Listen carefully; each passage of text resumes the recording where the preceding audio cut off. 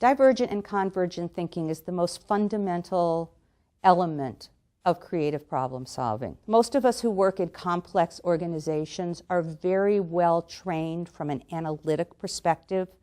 We're really good at dissecting problems, at analyzing them, and at making decisions.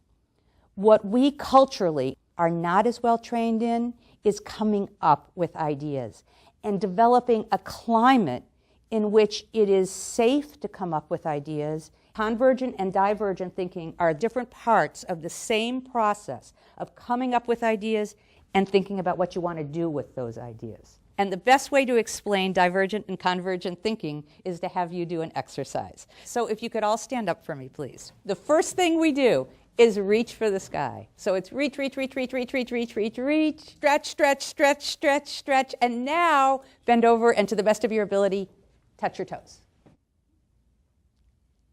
Are you doing it? And just hang for a minute. Think a little bit about what you're feeling in your body as you do this.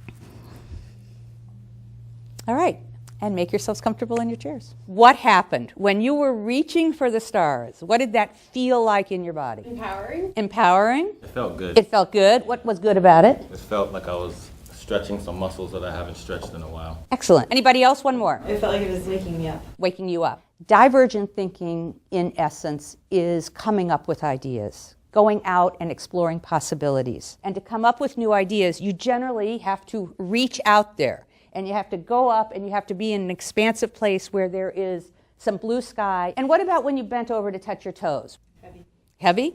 Depressing. Depressing? Restrictive. More restrictive. Convergent thinking is about taking ideas, thinking about them, reflecting on them, improving them, and coming up with decisions. In yoga, the bent over positions are known as the more reflective positions. So convergent thinking is that part of the process when you are more reflective, when you are more analytic. Can you reach for the sky and touch your toes at the same time? No? It's like a craziness, right? Makes no sense. You're one place and then you're the other, and they are quite different. Coming up with new ideas and making decisions about them are very different things. Yet, what happens typically in a meeting?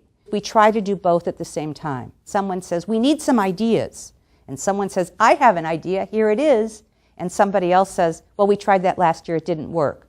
That's going to take too long. Too expensive. And by then, no one's ever going to have another idea, ever. Have we all been to that meeting? We're putting our foot on the gas and the brake, gas and the brake. We're reaching up, we're reaching down. It fundamentally shuts down anyone from having an idea because they're already anticipating that someone is going to have a reason not to go for it. And it doesn't give anyone the opportunity to really explore. So one of the essential rules when you're trying to come up with ideas is spend a certain amount of time, whatever it is, coming up with ideas, not judging them, not holding them back, and then separating that distinctly and deliberately from the process of taking that idea and evaluating it and doing something with it.